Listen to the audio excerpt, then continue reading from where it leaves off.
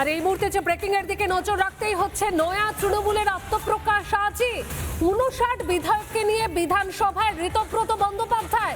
ঋতব্রতর নেতৃত্বে অধ্যক্ষকে চিঠি 60 জনের সূত্র মারফত যে তথ্যগুলো আমরা পাচ্ছি পরপর আপনাদেরকে জানাচ্ছি। অধ্যক্ষের কাছে নতুন দলের আবেদন, বিধায়কদের নিয়ে আবেদন করবেন ঋতব্রত। একদম সরাসরি চলে যাই আমাদের প্রতিনিধি অনুপমের কাছে। অনুপম, ভেঙে খান খান হচ্ছে তাহলে তৃণমূল, নয়া তৃণমূলের আত্মপ্রকাশ কি আজই হতে চলেছে?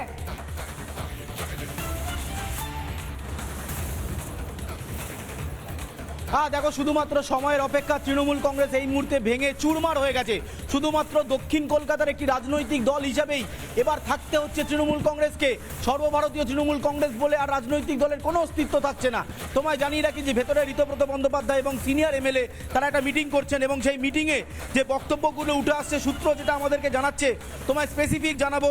সেখানে বিধায়করা বলছেন, আমরা সবাই লড়াই করে জিতে এসেছি, সবাই ভোটে লড়েছি, প্রতিকূল পরিস্থিতির মধ্যে লড়েছি, এমনকি আমাদের সকলের সম্মান আছে, সেই সম্মান বজায় রাখতেই আমাদের সম্মিলিত এই সিদ্ধান্ত, অর্থাৎ সিদ্ধান্ত হয়ে গেছে, যেটা আমরা বারবার বলছিলাম, জল্পনার অবসান, সিদ্ধান্ত হয়ে গেছে। আবার এই লাইনটা পড়ছি, সেখানে বিধায়করা বলছেন যে সম্মান বজায় রাখতে আমাদের সম্মিলিত এই সিদ্ধান্ত, অর্থাৎ 2/3 মেজরিটি নিয়ে যে বিরোধী দলের যে প্রস্তাব স্পিকারের কাছে আনছেন ঋতব্রত বন্দ্যোপাধ্যায়, সন্দীপন সাহারা, সেটাতে প্রায় সবুজ সংকেত পড়ে গেছে।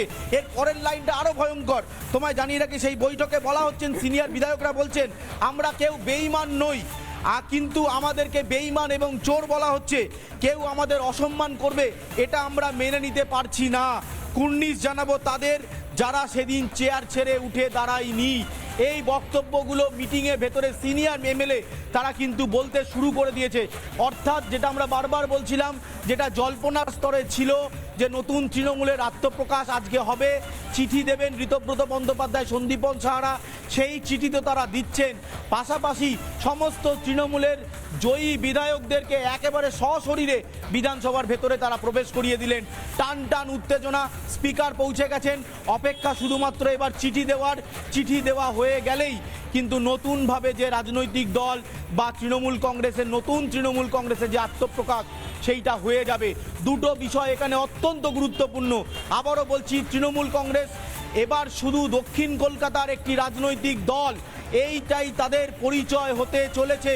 আপাতত যে পরিস্থিতি রয়েছে, যেভাবে এগোচ্ছে, তাতে তৃণমূল কংগ্রেসকে দক্ষিণ কলকাতার রাজনৈতিক দলের বাইরে আর সর্বভারতীয় বলা যাচ্ছে না। যদিও এই মুহূর্তে রাজ্যসভা, লোকসভা এবং বিধানসভা মিলিয়ে তাদের যে আসন সংখ্যা ছিল, সেটাও প্রায় 129-এর কাছাকাছি, কিন্তু এই মুহূর্তে 60 জনেরও বেশি বিধায়ক ঋতব্রত বন্দ্যোপাধ্যায়ের সাথে বিধানসভার ভেতরে মিটিং করছে। অর্থাৎ যেটা আমরা বারবার বলছিলাম, যে এই মুহূর্তে দক্ষিণ কলকাতা রাজনৈতিক দল ছাড়া তৃণমূল কংগ্রেসের অস্তিত্ব নেই। আর তৃণমূল কংগ্রেসের লোগো, সেই লোগোটা কি ঋতব্রত বন্দ্যোপাধ্যায়ের কাছে থাকবে, নাকি সেই লোগো ঋতব্রত বন্দ্যোপাধ্যায়রা নেবেন না, নতুন লোগো হবে, নতুন দল হবে, সিদ্ধান্ত তাদের ওপর। এখনো পর্যন্ত বৈঠক চলছে, এরপরে চিঠি নিয়ে সরাসরি স্পিকারের কাছে যাবেন। সেই বৈঠকে যেগুলো উঠে আসছে, সূত্র যেটা দাবি করছে, সেখানে যারা সিনিয়র এমএলএ রয়েছেন, রতিন ঘোষ রয়েছেন, তুমি জানো রতিন ঘোষের বাড়িতেও ঋতব্রত বন্দ্যোপাধ্যায় ছুটে গিয়েছিলেন, সেখানে জাভেদ খান রয়েছেন, সেখানে আমাদের আরেকজন মন্ত্রী রয়েছেন, যিনি প্রাক্তন মন্ত্রী রয়েছেন, চন্দ্রনাথ সিনহা, তারা প্রত্যেকে রয়েছেন এবং প্রত্যেকে বলছেন আমাদের আত্মসম্মান আছে। সেই দিনকে চেয়ার ছেড়ে যারা উঠে দাঁড়ায়নি, তাদেরকে সম্মান জানাচ্ছি, কুর্নিশ জানাচ্ছি। এটা সেদিনের ঘটনা, যেদিন প্রথমবার মুখ্যমন্ত্রী, তৎকালীন মুখ্যমন্ত্রী এবং তৃণমূলের সর্বোচ্চ নেত্রী, তিনি তার বাড়িতে বৈঠক ডেকেছিলেন। সেই বৈঠকে কিন্তু এই এমএলএরা চেয়ার ছেড়ে দাঁড়ায়নি, তাই তাদের কুর্নিশ জানানো হচ্ছে। ফলে একদিকে তৃণমূল কংগ্রেস ভেঙে চুরমার হয়ে গেল। এই মুহূর্তে দক্ষিণ কলকাতা রাজনৈতিক দল ছাড়া আর তেমন কোনো পরিচয় তৃণমূল কংগ্রেসের থাকছে না। নতুন তৃণমূল, তুমি একটু সঙ্গে থাকো। এই মুহূর্তে বিজেপি বিধায়ক বঙ্কিম ঘোষ আমার সঙ্গে রয়েছেন। বঙ্কিম বাবু, মমতা বন্দ্যোপাধ্যায় তৃণমূল দল, তিনি ভেবেছিলেন উত্তরসূরি করবেন ভাইপো অভিষেক বন্দ্যোপাধ্যায়কে, কিন্তু এই তৃণমূল দলটাই তো এই মুহূর্তে বড় সড় প্রশ্নের মুখে। নয়া তৃণমূলের আত্মপ্রকাশ কি শুধু সময়ের অপেক্ষা? দেখুন, যেমন কর্ম তেমন ফল। মমতা ব্যানার্জি যা যা পথ দেখিয়েছেন, সেই পথে এখন অনুসরণ করছে। এটাই স্বাভাবিক ছিল। ঋতব্রত নেতৃত্বে 59 জন আজকের বিধায়ক স্পিকারের কাছে গিয়ে তারা আলাদা দল করার প্রস্তাব দিয়েছেন বা বিভাজন হয়ে যাচ্ছেন, এবং আমি এটাও জানি যে তাদের থেকেই বিরোধী স্বীকৃতি নেওয়ার জন্য স্পিকারকে তারা বলছে।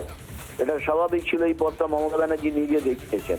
কারণ আমাদের এর আগে যখন পাবলিক অ্যাকাউন্টস কমিটির চেয়ারম্যান বা বিরোধী দলনেতা হয়েছিল, তখন মমতা তার নিজের মতন করেছিলেন, তখন যারা বিরোধী ছিল তাদের কথা তিনি শোনেননি। ফলে এখন এরা শুনছে না, এরা শুনবেন না, এটাই স্বাভাবিক। এই পথ উনি দেখিয়েছেন।